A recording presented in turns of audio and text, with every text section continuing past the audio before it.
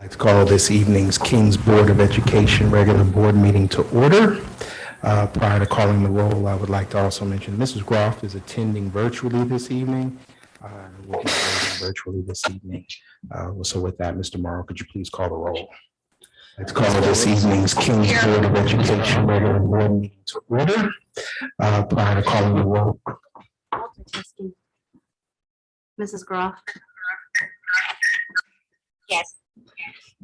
Ms. Cowan. Here. Mr. Skrull. Here. Mr. Beltran. Here. Please join me in the Pledge of Allegiance. Allegiance to the flag of the United States of America and to the republic for which it stands, one nation, under God, indivisible, with liberty and justice.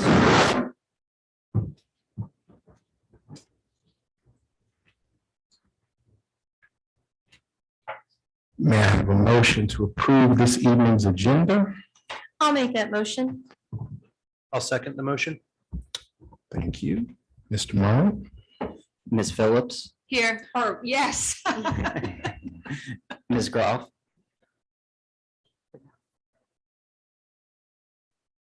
Yes. Janelle. Janelle. Yes. Ms. Cowan. Yes. Mr. Skrull. Yes. Mr. Beltran. Yes. Next on this evening's agenda is reports and presentations. We'll begin with Mr. Sears and the future skills. Yes, thank you, Board of Education. I'm excited to be here tonight to talk about a few things, just to give the board and the community an update on where we are. As you know, this spring, we've engaged in a process to analyze what are the future critical skills that our students need for when they, to develop and master for when they leave the walls of our school district.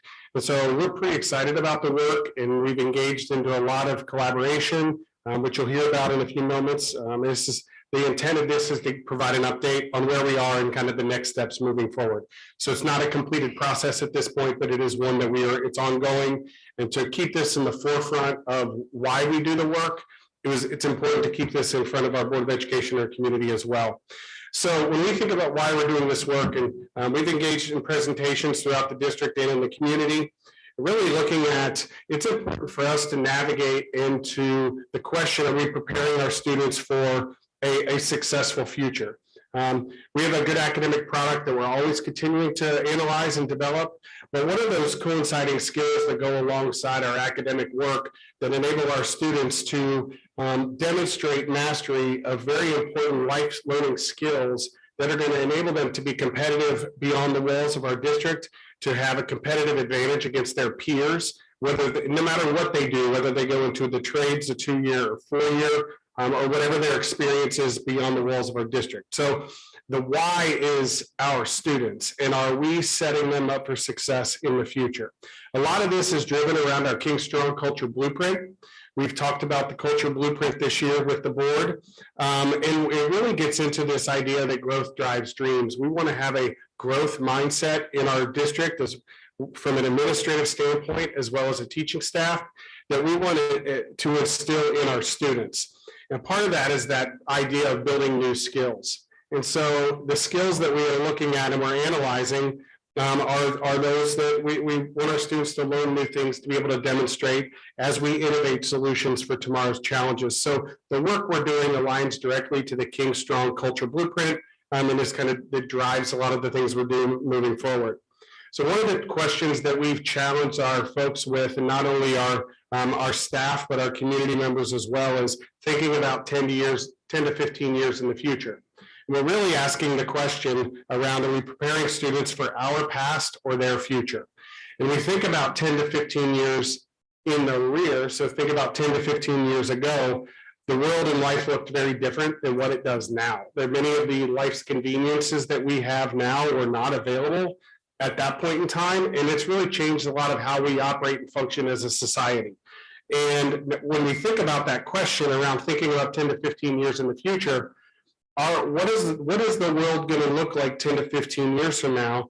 And what are our students going to be faced with as we're working through accelerated changes in our society in itself?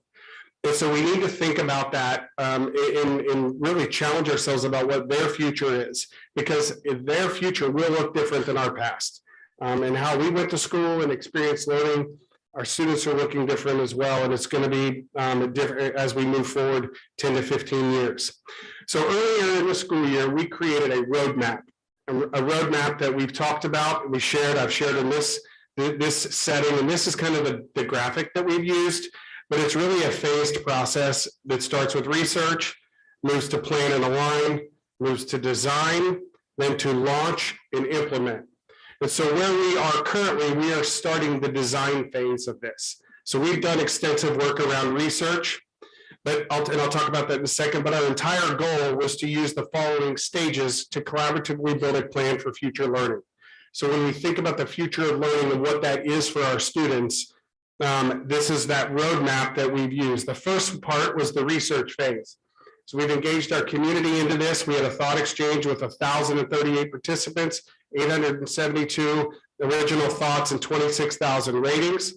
We've had a community connection event where we hosted community members at Columbia Intermediate School, and we engaged in a protocol that analyzed the feedback from the thought exchange and then drilled down into specific skills that we thought to see. I've also had a conversation and presented some of this information with the Mason-Deerfield Chamber of Commerce to analyze and look at some business impact. And so to keep them abreast on where we're going and what we're doing to engage in our business community as well. So the research phase brought a lot of information for us. The next phase of this was create the plan and align, create collaborative opportunities to develop buy-in and ownership that's driving our design. So the design of this talks about, we've had staff meetings at every single building over the last few weeks and months, where we took every staff through the exact same protocol. So we drilled down the thoughts, we came up with critical skills, which you'll see some outcomes of this in a second, but we've engaged almost every staff member in our entire district around the work that we're doing and thinking about what are those future skills our students need. We've had numerous administrative meetings where we are analyzing the feedback we get from this to drill it down, and we're also engaging a business community into some of these components as well. So what you see on the screen, and I'm not going to go through all of this, but this is just a summary of the collaborative feedback that has happened throughout the district. At the top, you will see the location.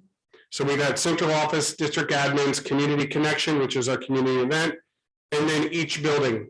What we did through the protocol, they drilled down into skills that they feel like are the most important. Each person ranked their top 6 after a protocol that was driven. And these are the outcomes. Those outcomes are ranked in order from what that group, when they do a dot activity, which they choose their top 6. So the ones at the top of the grid receive the most attention from the folks in that environment. They had the most dots or choices. When you move down to the bottom, they had fewer. But you can see what we've done is we've color-coded ones that showed up in every single setting. So the skills that actually were demonstrated and were chosen across the entire grid. So every group we met with pointed out, so some themes developed. So you can see, for example, critical thinking, that is highlighted in blue. Critical thinking is at the top of near every group's importance list of a definite future skill that our students need to master and develop. So we've taken these and we've drilled those down into skills and mindset. We worked with a collaborative group in our district to look at what are those skills that are the top ranked skills, and then what are the mindsets that go alongside of that. Now, the difference between a skill is something that you develop. It's an outcome produced, and a mindset is a way to accomplish that. So the skills, looking at critical thinking, communication, problem solving, collaboration, learning, life skills, real world skills, college and career readiness, mental wellness, and diversity. Those are not necessarily in any rank order, but those are the top skills that our community, all of our staff, and others that engaged into that really important for us to focus on. The mindsets alongside that are resilience, perseverance, creativity, empathy, adaptability. So what we are working on right now, we are in the design phase. This is where we are. Taking all this information, all this feedback, we are beginning to build towards our administrative retreat, where we'll focus on this. We're also looking at our teacher leadership team, which we have a professional development teacher leadership team that we've established that is analyzing and driving us towards how we want to accomplish PD in the future. Mrs. Martin and Mr. Freeman are leading up that group with some very highly skilled staff members in our district. They're analyzing these critical skills and drilling down to what are the usable chunks. And then we will engage in community feedback once we are ready for that point. Okay. So what an example, what I mean by this, because this can be abstract. So this is an example of a design outcome. A design outcome is what our community, what the protocols that we've taken through, this is an example. This may not be what it is because our folks are determining this. These aren't Greg's words or anyone else's. We're using all the feedback and others are leading this. But critical thinker, creative problem solver, empathetic communicator, resilient learner. Those are examples of critical skills that are student-centric. They combine a skill with an appropriate mindset. And then we will develop descriptors that go with that. For example, creative problem solver. A descriptor could be, and this will be developed over time, but a creative problem solver, the descriptor could be that the students in Kings will analyze problems, complex problems, and work towards solutions to problems that don't currently exist, utilizing various creativity and problem-solving skills. So I just developed just a random explanation or descriptor off the top of my head. But the point is we will have very defined descriptors on what this actually means. Because what we're going to do is we'll launch this in the fall. But the reality is how the future skills that we focus on, that critical thinker, that problem solver, whatever those final pieces are, this will drive professional learning for our staff. We will sit with the teachers, we will sit with our staff and talk about, okay, how will we develop creative problem solvers in your classrooms? What does instruction need to look like? What needs to happen from a student? What are the students taking ownership of? What are the teachers taking ownership? How will we do this? So the how becomes the professional development that follows that. So we will enhance instructional practices to implement these throughout our district. We'll increase student ownership in their learning, and we will begin over time to implement and analyze growth over time. So from an abstract standpoint, I wanted to see where we've come in the few months of engaging in this work and where we're going. And so what I would hope is that by the fall of 2022, we would be in our launch phase where we will take all of this work and we will launch that in Kings Local School District.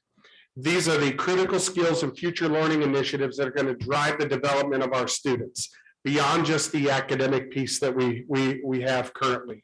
We want to give our students the opportunity to take ownership of their learning, but then also demonstrate, again, it goes back to the why. The why is we want our students to be extremely competitive by the time they leave the walls of our school district, no matter what they choose.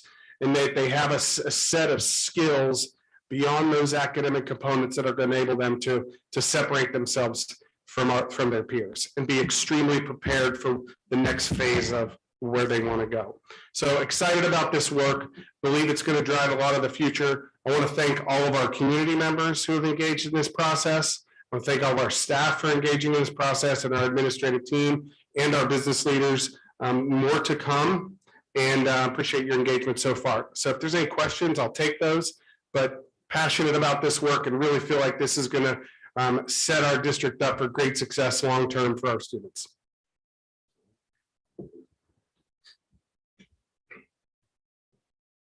Any questions from the board? looking forward to the implementation. Greg, Mr. Sears. Next on the agenda is the financial stability presentation from Mr. Morrow.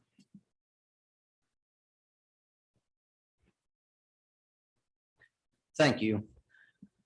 Over the last couple months, we've talked about recent events in the district. We just last week dug into revenues and expenses of the district. I'm just trying to build a better understanding for the board and myself and the community, things we're doing, where we've been. And on the next step to that is to look at in a little more detail what we've done as a district to save some money without affecting the services to students, and then look at some potential scenarios for new revenues. So just a quick recap from our meeting last week. We came to the conclusion, going through all the numbers, that we have a revenue problem and not a spending problem. We went into that pretty big detail, but to touch on a couple things, we receive low state revenue per student. Out of 607 districts in the state, we're ranked 530 in per student revenues. Another point we talked about was we have a favorable spending model compared to what our results are. We spend at the 352nd district out of 607, but we're consistently rated in the top 50 or top 10%. That was a big indication to us that we're doing a lot of things right. And also we looked at what are we spending our money on, and a high proportion of our money is being spent directly on students, student instruction, students for services for students. And we compared ourselves to some of the highest performing districts in the state, and we compared very favorably. So the first thing, and one of the first questions I had when I started at King's was, what are we doing to save some money here and there? Where are we creative? So in having meetings with administrators and digging into finances, we're doing quite a few things that save some money and that are creative. So you can see here, we'll dig into a few of these things that are saving over $1.5 million every year to the bottom line without affecting the product that our kids are getting. So health insurance opt-out, this started in fiscal year 2020, so just 2 years ago. That's $1.2 million every year that the district's saving. Over 180 employees have taken advantage of this. And in its most simple terms, we're paying staff members to be on somebody else's health insurance. It's more complex than that, but that's kind of the overarching theme. We work with a company that piloted this program. We were the first school in the entire state to undertake this. And now they're starting to branch out to other schools, and word's getting around of the positive impact it's had on us. It's a win for our staff. It's a win for our bottom line. Personnel savings plan. This is new that we've been working on ever since I started. And actually, I can't take too much credit for it because this was in motion when I started. But that's $260,000 every year. We'll dig into that a little bit more here in a bit and talk about how we got those savings. Dental insurance company change. We were able to keep our plan for our employees the exact same, switch companies, and that saved us $40,000 a year. And that's something we're implementing right now, and we'll have guaranteed savings for the next 3 years at the least.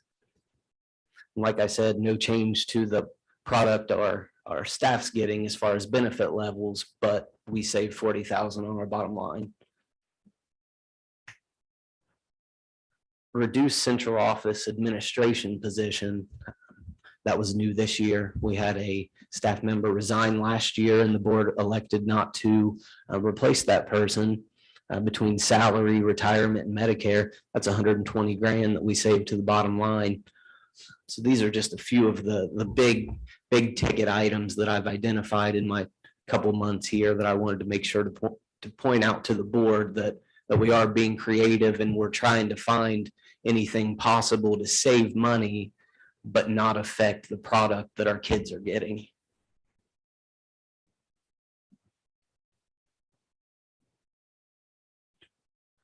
So when we talk about levy, it's to generate additional revenues.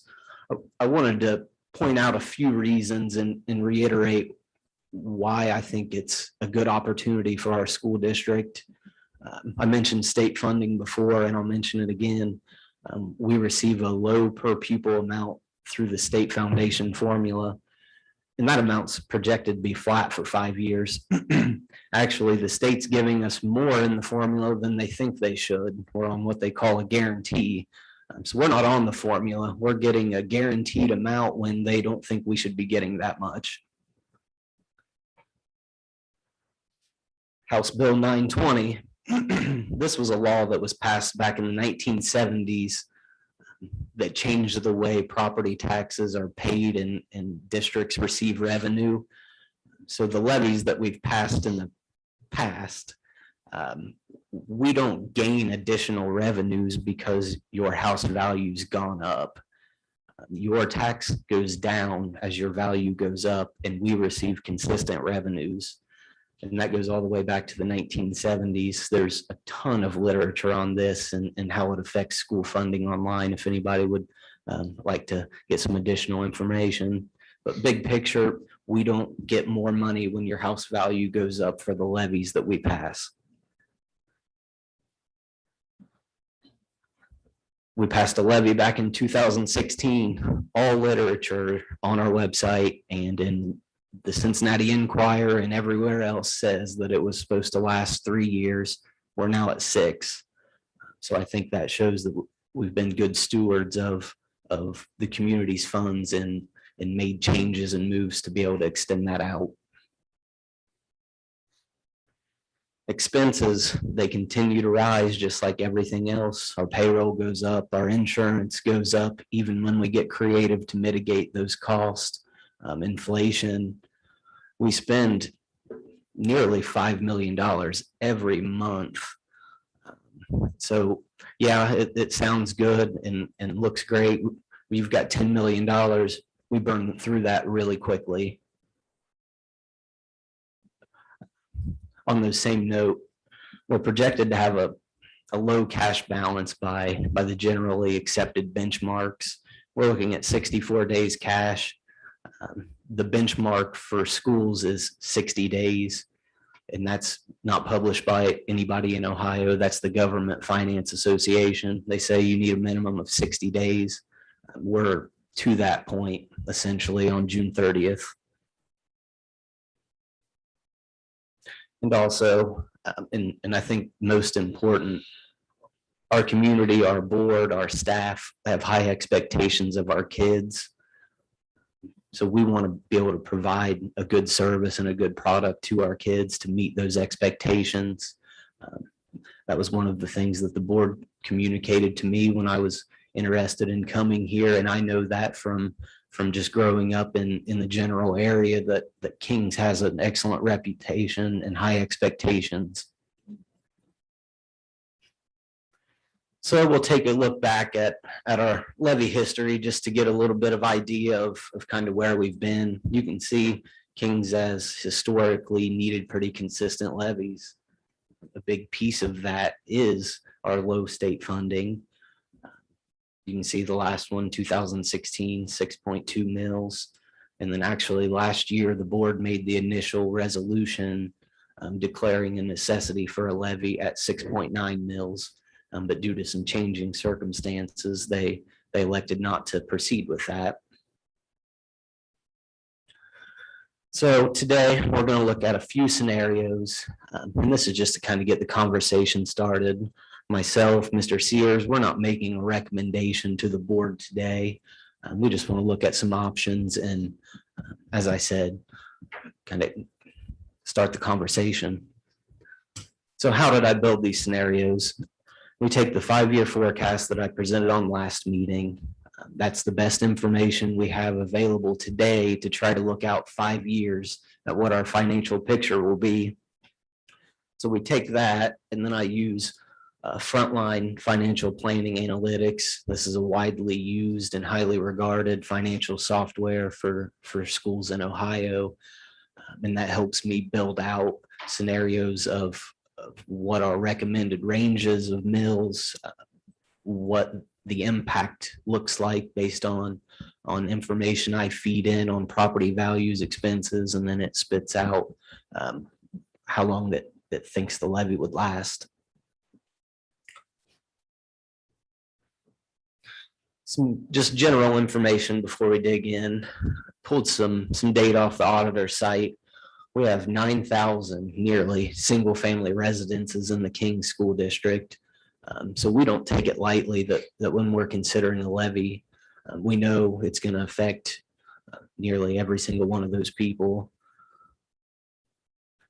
Also, take a look that the median home value in Kings, according to the data that I pulled, was basically $245,000. So you'll see a lot of 100,000 when we're talking about this, and that's by design because that's basically the standard way to communicate the cost of a levy. But anybody can find their individual home tax value. I want to make it clear, this is not the value that you think or you could sell your house for. This is what it's actually on the books for at the county auditor. So with some simple math, or myself be more than happy to help, we can look at your house and see what it would actually do to your taxes. Okay, so scenario one, we tried to make it kind of as simple as possible to look at these scenarios and how long are they estimated to last. So first up, we've got 3 years. That looks right in the range of 6.4 mils. Mils, I know it's not common language and not something that you would talk about very often, but it's the way that property taxes are assessed on homes in the state of Ohio. So the most simple way for me to think about it is 1 mil equals $35 annual cost to a homeowner per 100,000 of tax value. So if we passed a levy for 1 mil, you had $100,000 tax value with the county, it would cost you $35. Wish I could think of a simpler or a more clear way to talk about this, but it's a pretty complex subject and that's the best I could come up with. So it's pretty easy math to get from 6.4 to what that would cost a $100,000 homeowner, $224 annually, or $18.67 per month. So we did the same thing again with, okay, let's see if we wanted the levy to last an estimated 4 years. That came to 6.9 mils. If you remember, we looked back and the board discussed a 6.9 mil levy last year, and it was estimated to last 4 to 5 years. So we're looking at the same range, and the board was able to hold off a year.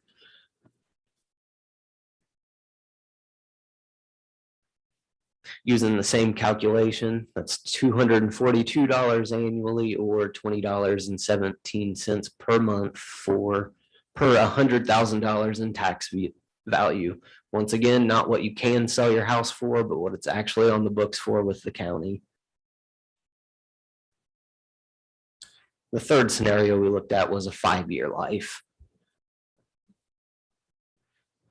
We came to 7.4 mils. Once again, these are estimates driven by the forecasted information that I feed into the system, and then it spits out a range for me, and then we can drill down into those scenarios. That's $259 annually, or $21.58 monthly per $100,000 tax value. Once again, not recommending one way or another, one more than the other, or even these exact numbers.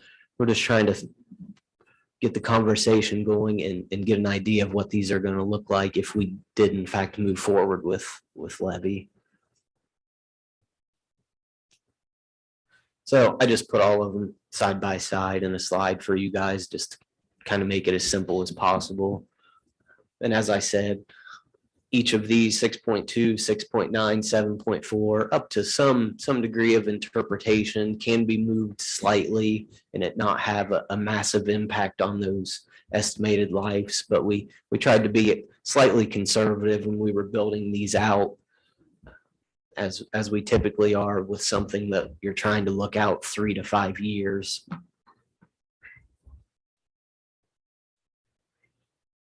So 2022 levy, this is if the board elects to put a levy on the ballot and it passes.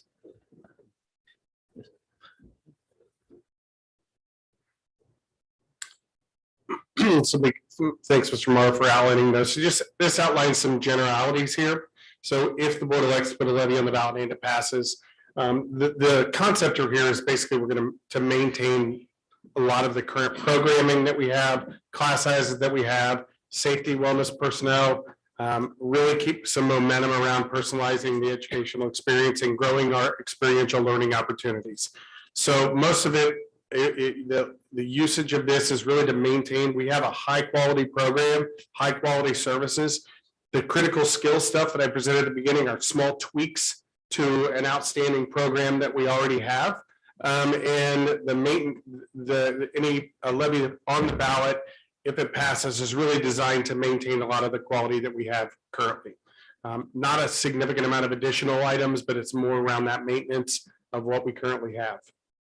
So if in the next scenario, if the board doesn't elect to put a levy on the ballot or fails, some general things that we will have to consider, but reductions will be in the discussion. We will be looking at increased class sizes, staffing reductions, reduced class choice offerings, course offerings, some safety and wellness personnel programs, student support services, restructuring extracurriculars, and restructured transportation. So a lot of components that impact across the board. I think I'll reiterate what Mr. Morrow said at the beginning of this presentation. There's been intentional efforts before us and with us in these roles to offset costs, create efficiencies without impacting the instructional program that we have in our district. Intentional efforts with that through insurance changes and some different, not replacing positions, et cetera. So those are some things that have been done very strategically to not impact what happens in the classroom. We get into this type of work and these positions, and we're in a reduction mode. There will be decisions and discussions made around reductions that will definitely impact what happens within the classroom. As you know, most of our money and most of our expenditures are directly tied to students. Most of them also, a very high percentage, is around salaries and benefits for our staff. So we're a service organization. We don't really produce a tangible product for sales. So when we get into, we're in a human environment, a humanistic element. So if we're in that position, it will certainly impact some of the programming that we offer. It will impact staff and students.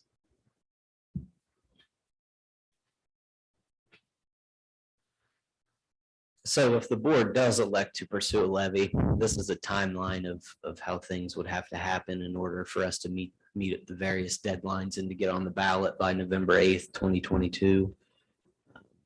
June, we would declare necessity. The 12th, we would actually vote to put it on the ballot. And then I would work with the Board of Election and our county auditor in between to make sure that gets done. As we talk through this and we answer questions about it, just wanted to kind of look back to the beginning as well and just reiterate that we are in a position where we're going to have to make some change, whether that be increasing revenues with a levy or looking at some of the reductions. Our cash levels are to the point where we're borderline unhealthy. By 4 days, we're above the threshold. That's the established benchmark. And I've already been working with the Department of Education on some mitigation factors. So they're aware of our situation. We're on their radar. So just wanted to reiterate that. If the board has any questions for us now, if not, take anything and we can address it at the next meeting. We're going to have a discussion on having a special meeting in between now and the 14th. So there'll be ample time to ask questions, to kind of choose some things over. I know we talked about the forecast and our revenues and expenses at the last meeting. So if there's anything from any of that. I have a question, Mr. Morrow. So you said we're at 64 days cash and the minimum is 60. What happens if we drop below that threshold? That minimum is the established benchmark threshold. So nothing happens necessarily. Nobody comes in and takes us over or anything like that. That's just the threshold that says you need to have this amount at any time to be considered a financially solvent organization. But along those same lines, as I mentioned, I've been in conversations with the Department of Education, and you do reach a point where they do take you over. It doesn't happen very often, and we're not going to let that happen here, but it is something that has happened. Our neighbor it happened to in the last decade. So at some point, something can happen, but that 60-day threshold isn't that number. You had provided numbers based on the 100,000 tax value, Correct. and you said our average home value is around 244,920. Mhm. So would it be accurate if you took 2.5 times the number you're estimating for each type of mill? Mhm. Would that give an approximate estimate for the average homeowner? That's correct. Okay, and would you be able in a future presentation to kind of outline, like, for that average home price, what they're currently paying overall, and then what we're Absolutely. adding to it, just so that we have a good understanding of that? Absolutely. Perfect, thank you.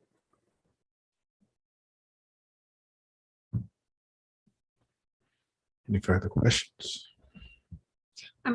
Back to that 60-day threshold. Yep. So when you look at that, is that looked at in relation to the 5-year forecast? So like now on the 5-year forecast, Mhm. we can see in that final 5th year, not much money left. So we would be well below that 64 or 60-day threshold, correct? Absolutely. You look at that at any period of time. So on that June 30th, 2022 that I showed, that's looking at the forecast and our cash balance at June 30th, 2022, and comparing that to our prior year expenses.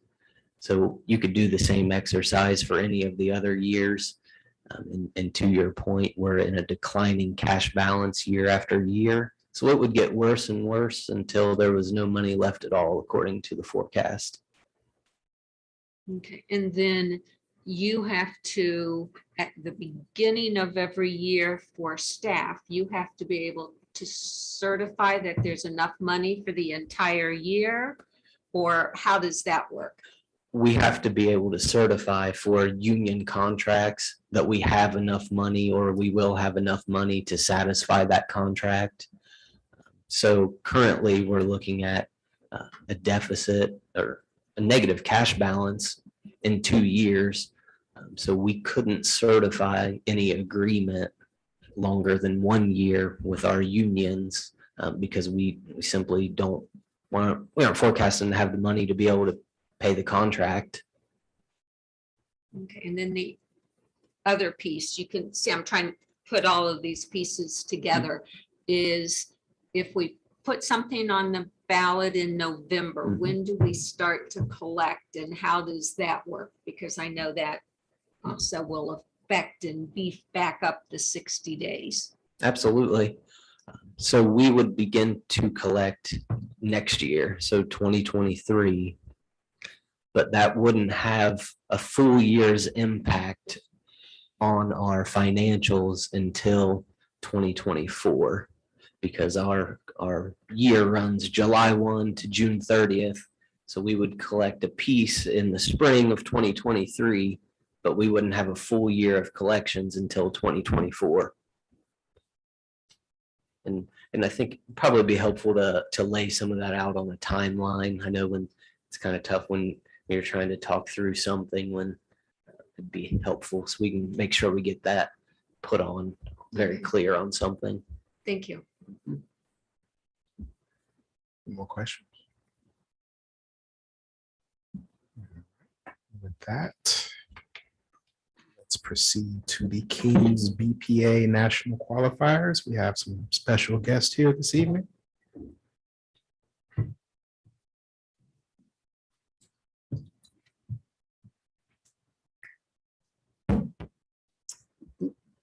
Okay, we're finished with the broccoli. Now it's time for some brownies. Here we go. So we are really excited tonight that we have some of our amazing students and their families with us this evening. We're celebrating 7 Kings High School students and their teachers for successes in the Business Professionals of America National Leadership Conference. Our students and their teachers traveled to Dallas, Texas 2 weeks ago to compete after qualifying for the national competition. For over 14 years, Kings High School has partnered with the Business Professionals of America and has had many students in our Kings High School Digital Media Arts and business classes place highly in the regional, state, and national competitions.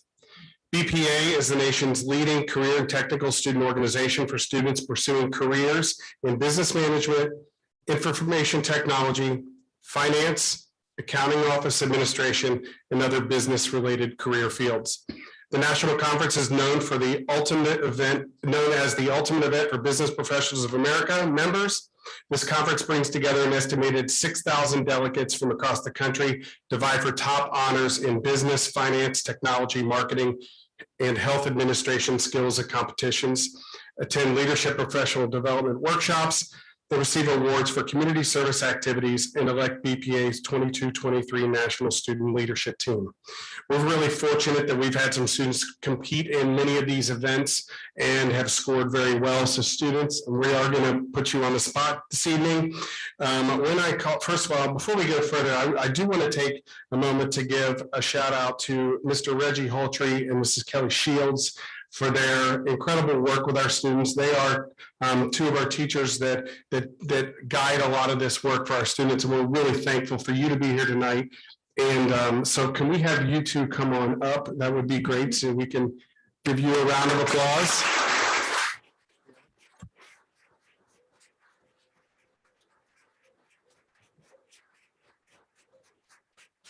So our first recognition tonight is we have 2 students that placed 3rd place in the nation for virtual software engineering. Okay, first of all, I don't know what a lot of this is. So, okay, just roll with it. But it sounds really awesome though. 3rd place in the nation for virtual software engineering team in Mr. Holtry's class. So Sam Arapov and Matthew Barnett, come on up.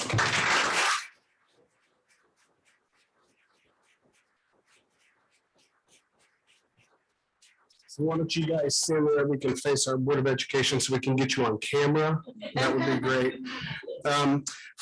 So our next student placed 4th place in the nation for network administration using Cisco, Justin Garter.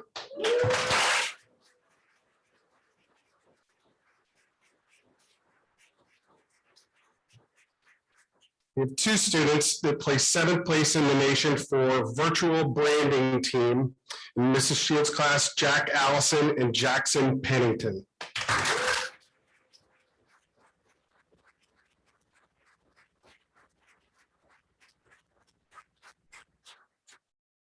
Placing 21st in the nation in computer network technology is Evan Scott.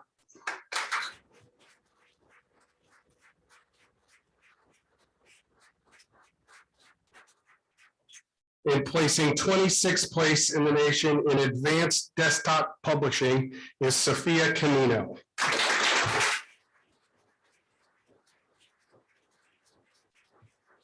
Let's give all these students a big round of applause and congratulations.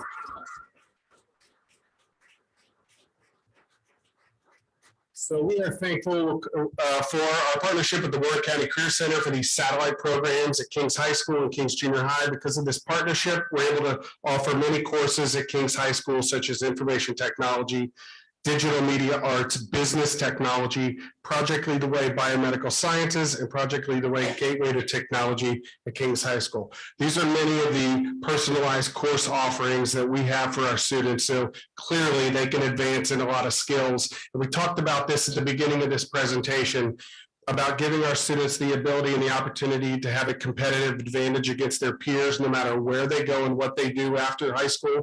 These students are demonstrating why that work's really important. So students, congratulations.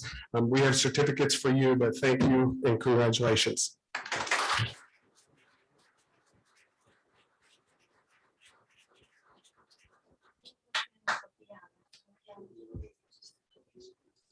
You have to stay, Reggie. No, I want you in there.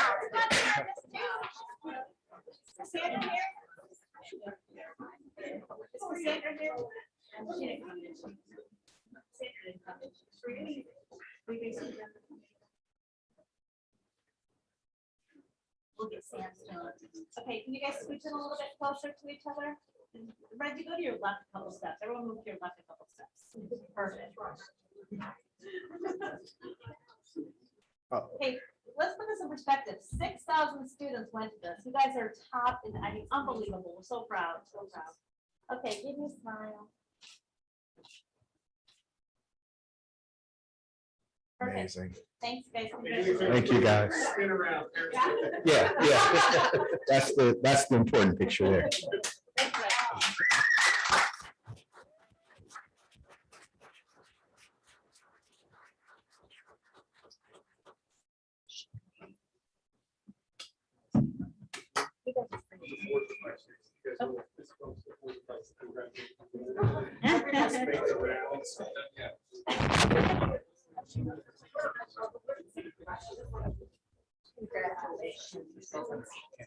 Congratulations.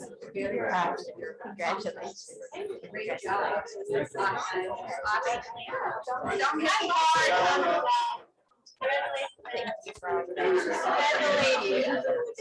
Thank you for coming tonight.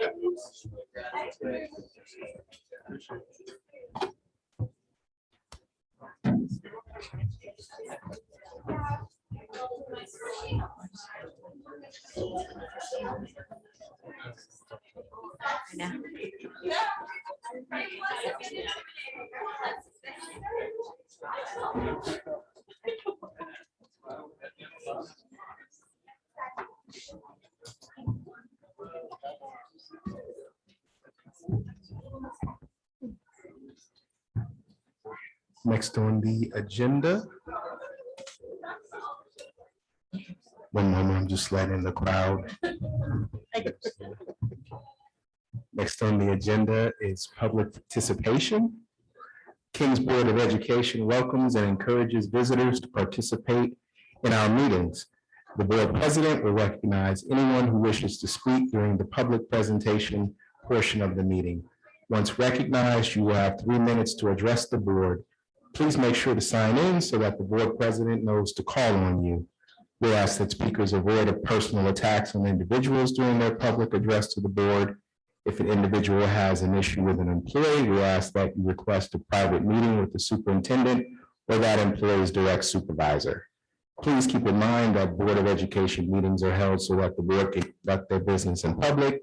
The board president is the spokesman for the board with no need to consult with other board members in order to respond to the public.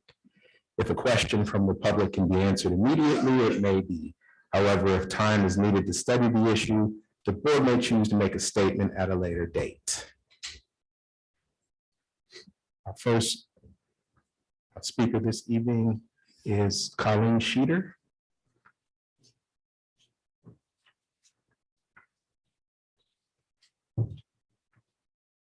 Hello, hello. Gotta talk fast. I see the pejorative, extremely pejorative naughty list of records request is back, and I'm disappointed. And I'll just note that lots and lots of things that come in and out of this district are indeed public records. I'm not sure why we're only using those to demonstrate at our board meetings. One of our board members, and I just wanted to thank Mrs. Graff for being here tonight, doing everything she can not to miss, because one of our board members has been missing a lot this year. So I really appreciate that extra effort. Last Wednesday, our board president spoke at the Ohio School Board Association's training on how to implement equity in our school district. He mentioned to the group that he was speaking to that this district is being quite deliberate in its efforts towards equity. And he seemed to infer that our district needs to be focused on this based on our lack of diversity, quoting us as 95% Caucasian. We are, in fact, according to the state of Ohio, only 81% Caucasian. And compared to Ohio districts of the same size, our district, our Caucasian percentage is smack average. I think if we're going to be deliberate in our efforts towards equity, particularly specific to race, which is what the focus of that training was, we really need to be reporting the numbers accurately.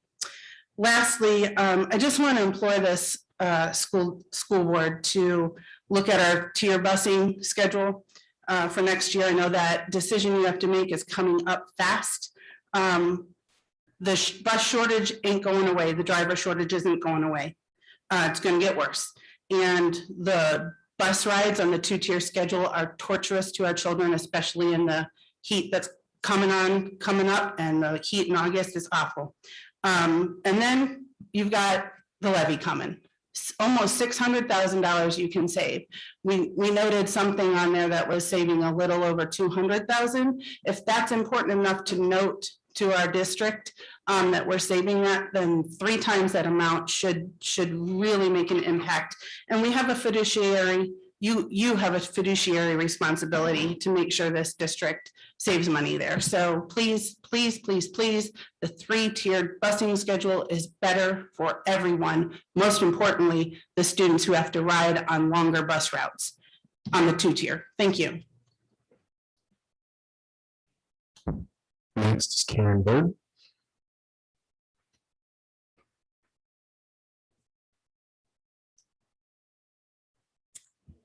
Did you know that the elementary staff in King School District has been referring to students as friends instead of boys and girls? And I was made aware of this last fall, and I thought, gee, that's kind of strange, that they're calling them friends and not students or children or boys and girls. We now call them friends. And that is being done in all 3 of our K-4 schools, all of a sudden out of the blue. And when I heard about that last fall, it was about the same time when I became aware that there was when we had the Warren County guidelines that came out from the Warren County Health Department about test and stay. Those Warren County guidelines talked about parents and guardians and what their role is.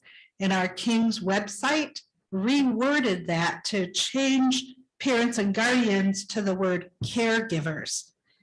So that happened at about the same time, and words do matter. Recently, Disney changed their long-held tradition of calling their guests boys and girls to friends. And I thought that was really interesting. That reminded me that, oh yeah, I heard we do that at King's too. I heard it, different people, all 3 of our K-4 schools. Disney was clear about why they did that. Disney clearly stated they believe grade school children should be taught controversial concepts about gender identity. So why did King's elementary schools begin calling our students friends last year? Do King's grade schools teach children about gender identity in K-4 schools? I'd like to know that. I've not heard that that's happening, but I do know that's why Disney did it. So I want to know why King's did it. Does King's plan to continue to do that next fall, calling students friends instead of children? or students or boys and girls? Why are we doing that? And do we teach gender identity concepts which are controversial and do not line up with everything that is taught in every student's home? Are we contradicting what's taught in our students' home? I would like an answer to that. I'm sure you don't have one tonight, but if you could get back to me with that, I think we need to know.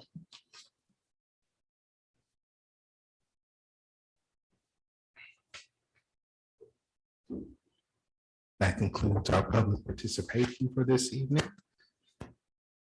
Next on the agenda are the approval items for the treasurer, including previous minutes, financial items, the 5-year forecast as well. Tomorrow, you have anything to add?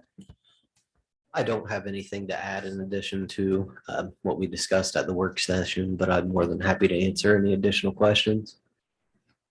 Any additional questions from the board?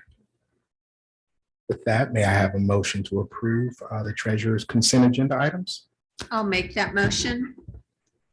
I will second the motion. Mr. Morrow? Ms. Phillips, Yes. Ms. Groff, Yes. Ms. Cowan, Yes. Mr. Skrull, Yes. Mr. Beltran. Yes.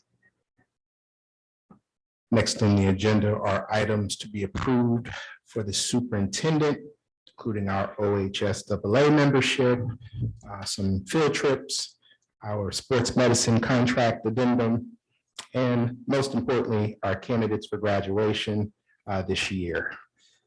Have any questions regarding this or anything else to add, Mr. Sears?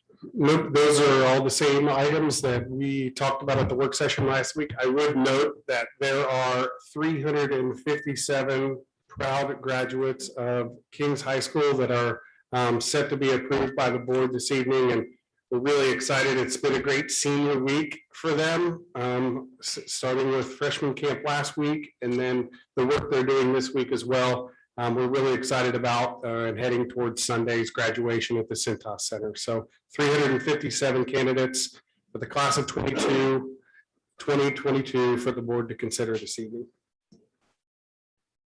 May I have a motion to approve those items? I'll make that motion. I will second that motion. Mr. Morrow? Ms. Phillips, Yes. Ms. Groff, It is my honor to vote yes. Ms. Cowan, Yes. Mr. Skrull, Yes. Mr. Beltran. Yes. Class of 2022, if you're watching, you're now official and we'll see you Sunday, 3 p.m. sharp. Next on the agenda are approval items from the Assistant Superintendent with regards to human resources and business.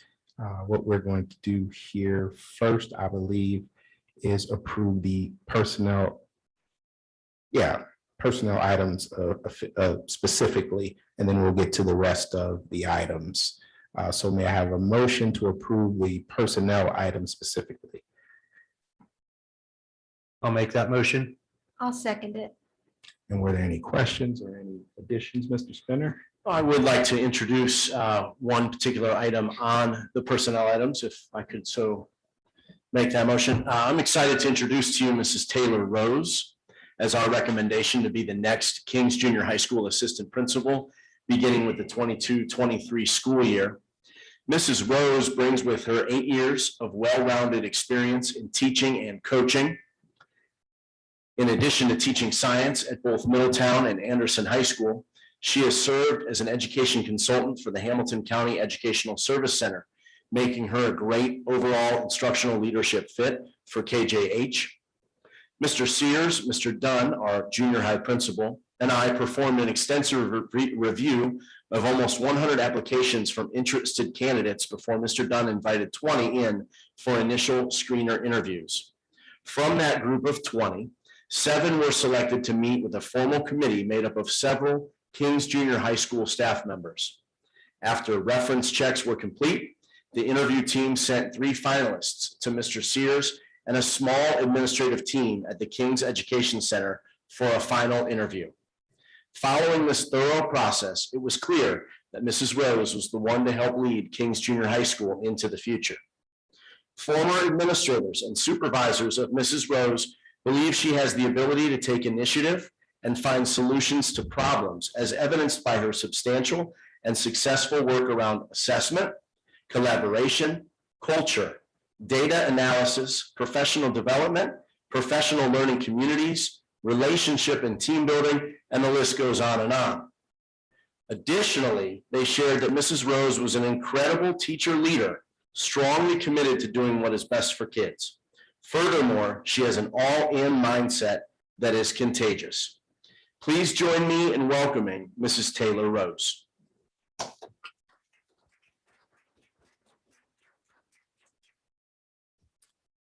I already asked for a motion to approve it. Mr. Skirl, Yes. Ms. Cowan, Yes. Ms. Phillips, Yes. Ms. Groff, Yes. Mr. Beltram. Yes. Mrs. Rose, you're official now, no turning back. Mr. Belford, if I may, we have in full I was wondering where the swag bag was, man. King's swag bag for Taylor. We'll welcome her. So give me 1 second.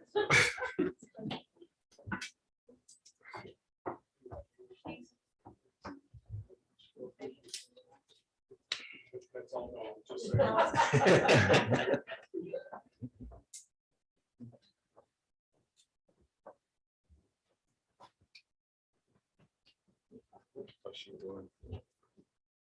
know. Would you like to wait? So she might need to get Janelle. She do a photo op. Go ahead. Okay, so we'll just proceed and approve the remainder of the Assistant Superintendent HR and business items, including our personal savings plan MOU, personal savings plan public notice, King's Kids Summer Camp, the parent handbook, the modern office methods contract, the permanent storm water drainage easement. May I have a motion to approve those items? I'll make that motion. I'll second. Did we have anything to add with respect to those? Yeah, if it would please the board, I'd like to talk a little bit about the personnel savings plan and Okay. provide some details. We have a couple slides that were created to just highlight the finer points of the memorandum of understanding. But ultimately, we are fortunate to have an experienced teaching staff in the Kings local school district. However, in an effort to continue to be fiscally responsible, we did identify a few of these staff members through our personnel savings plan, 7 to be exact, who are eligible to retire and therefore begin taking advantage of their pension through the State Teachers Retirement System, or STRS. And this is paid out by STRS. This is a pension they have been paying into since beginning their teaching career. And currently, teachers of any age and 34 years of service credit or age 65 and 5 years of service credit are eligible to retire at an unreduced benefit, or roughly 75% of their current salary. Again, this is money paid out to them through contributions they have already made to STRS over their storied careers. All of these teachers, however, would like to continue to teach in Kings. Therefore, upon their retirement, we are offering to rehire these teachers, but at a much lower salary step, thus saving approximately $250,000 in year 1 for the district, while maintaining the experience in the art of teaching and learning that these teachers provide.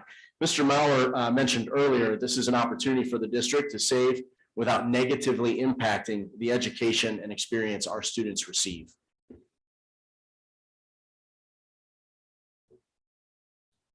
We would be happy to answer any questions relative to personnel savings plan and/or the attached memorandum of understanding. I just wanted to reiterate what I stated earlier, that Mr. Spinner spent a lot of time and energy in educating our staff on what this really was, and what it is us keeping good teachers and paying them less out of district funds, which we ended up hitting that $250,000 that you really wanted to hit. That's a goal. And that's a year after year savings, as long as they continue to work at King's compared to what we were paying them previously. A thing I'd like to add, just for the board to understand and know, that this is the commitment of this administration to continue to look for creative options to not only deliver a high quality product, but also to save money. And so we're willing to analyze this and put in the time, effort, and energy to benefit our staff, but also be fiscally responsible. And so this is work that's been done. Give Mr. Spinner a lot of credit with this, because he's kind of taken this upon as a project for him, and done great work with our staff to be able to get to this point. But it's an example, one example that these are the things that we're willing to do to creatively look at how we still continue to maintain what we have, but also do it in a cost-efficient way. Further questions? Mr. Morrow, could you please call the roll? Ms. Phillips, Yes. Mr. Skirl, Yes. Ms. Groff, Unfortunately, I need to abstain from this vote. I have a family member that is listed under number 1, personnel items.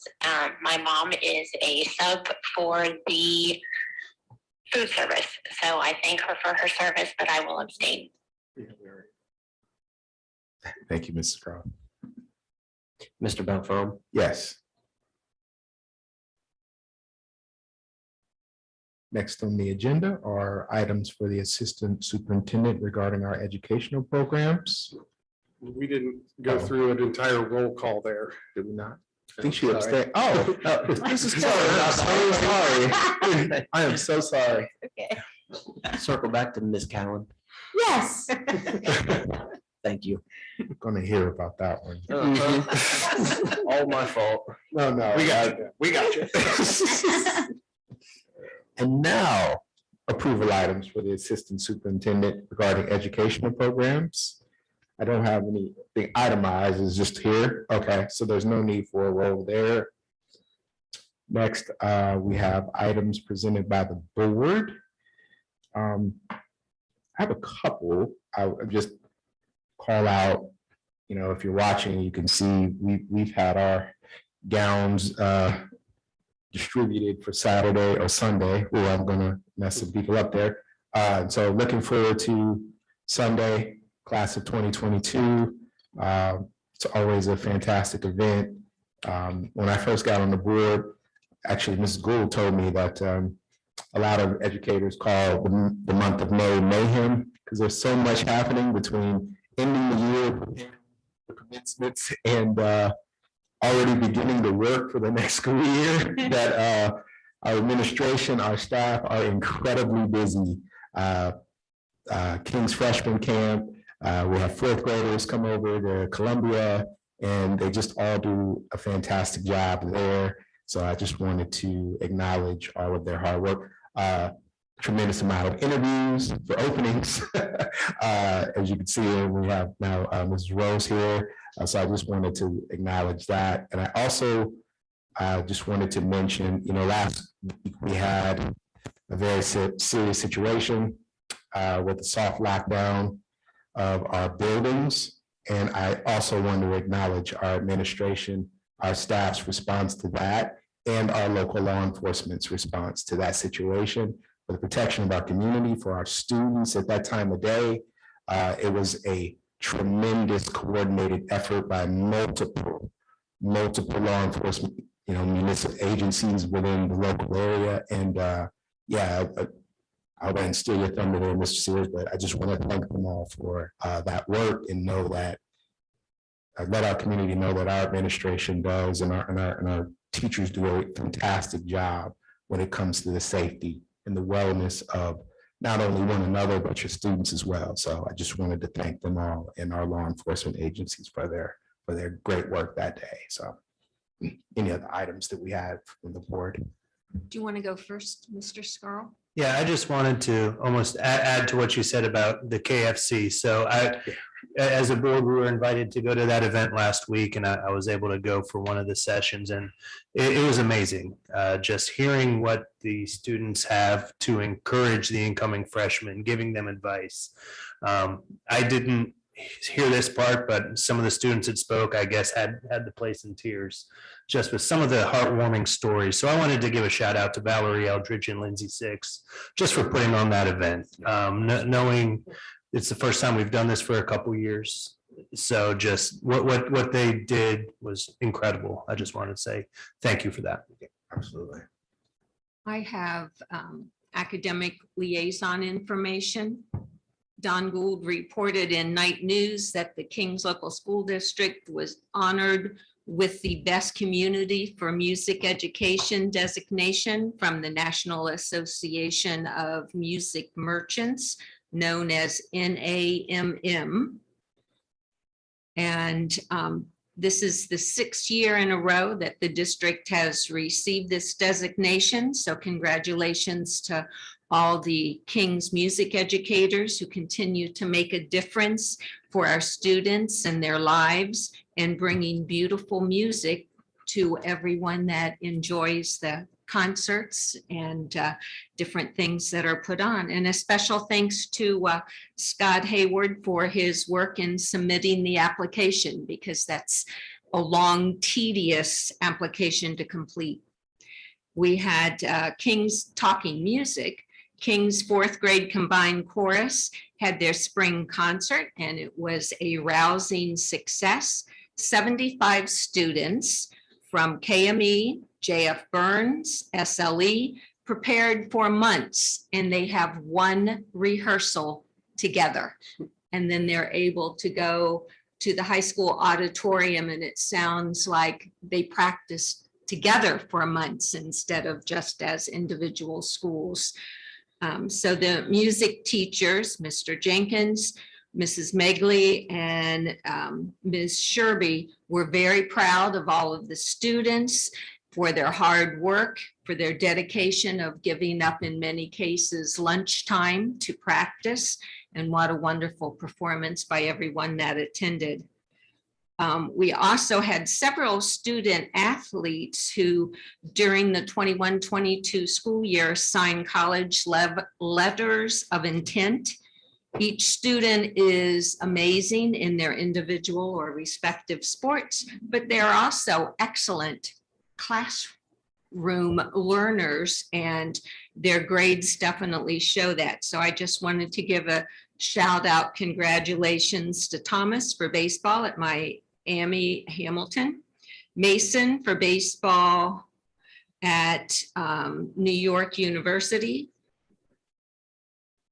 Sarah for cross country at Ohio University, Kevin for swimming at the University of Ohio University. Let me spit it out there correctly. Careful.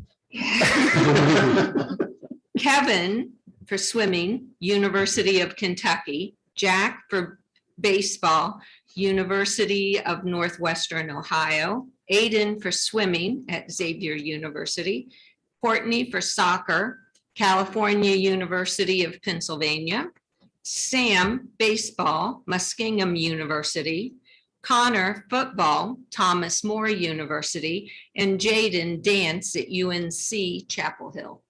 So congratulations to all of those. Giving back, want to give a shout out to King's High School Environmental Club Advisor, said that they essentially planted a forest during a very successful tree plenish fundraiser. The club originally set a goal of selling 434 native trees in order to offset the paper usage at the high school. However, the club was very successful, and they were all astonished when they ended up selling 754 trees. Wow. So they really did plant a forest around the area. And then the last one, Mr. Belfram, you mentioned a little bit about the KFC, which isn't chicken in a fast food No, restaurant. it's not. But when we think about students' mental health and what each school does to make sure that they can do everything to alleviate fears and anxiety about the unknown. Going to a new building can sometimes bring that on. So in my mind, I call them step-up days. King's Freshman Camp, KFC, was 2 days, May 12th and 13th. And I always go the very first day to watch all of the 8th graders walk into the gym for the very first time, kind of looking down, not looking up, a little nervous, not sure what to expect. And then I go back on the last day, which was Friday, in the afternoon in the gym when there's so much noise and camaraderie. It's amazing that they feel so comfortable just within 2 days with all of the different activities. This year's commentators were 2 students, Maya Hicks and Carter Smith. And they did an excellent job of keeping all of the excitement going. Several high school teachers did everything they possibly could. Even Mr. Sears, I'm not going to forget the clap. That was such a great way to start it off. They were a little loose, but when you got finished with them, they really were loose and ready to go. So freshman camp on May 12th and 13th, the 4th graders visited Columbia Intermediate on the 12th. It's kind of nice. They all did it on the same day. The 6th graders from Columbia went to the junior high on the 12th. And again, you had students that helped lead the group, plus teachers, and another fantastic day. So just thank you to the student leaders, to the staff members, to the administrators, and numerous parent volunteers for ensuring that students had a positive experience for step-up days. And that's the end of student. Can I just piggyback on that for 1 second? Because I think you're bringing up some really good points, Mrs. Phillips, and appreciate all the board's efforts to be attending all these events. And there's a lot of great things that are happening within our school community. And, you know, as we end this year, every day I walk in, it's my first day, right? I've never had this day before in this district. And so last week I walked into this transition days, not knowing what to expect at all, and really not even knowing they wanted me to talk until I was walking on the stage. But I was so impressed with the efforts that our teachers go through and all of our administrators and how they involve students in the transition process, making them feel comfortable. That transitioning is so important for kids to feel good and have a little bit of sense of confidence before they walk into the next building. And it really struck me on all the extra efforts that our staff and our administrators go through to make sure that our kids are set up for success from day one. And so on behalf of our administrative team, I want to thank all of them for their efforts. This is a busy time of year, but they're making time for the important work. And that's about our kids. So appreciate the board's engagement and Mrs. Phillips for calling that out as well. And Mr. Belford for recognizing our staff. So thank you. All right. Oh, I have one more. I would be remiss not to mention, because she always embarrasses everyone else, so I'm going to embarrass her. Last Friday was School Communicator Day in the state of Ohio. And I did tweet out a brief mention of Mrs. Gould, but I'd just like to acknowledge her now. In my time as a board member, I've found, just talking to colleagues in other districts and around the state of Ohio, one of the more polarizing roles within a district is your PR communicator, because a lot of people seem to think that they just take pictures and show up at board meetings and give out certificates. And I can tell you and dispel that notion that Mrs. Gould does far more than that. And there's so much that you don't see. I mean, that's true of all of our administration staff and teachers, but she is an essential resource to this district. We really appreciate everything that she does, and I would like to wish you a happy belated School Communicator Day, Mrs. Gould.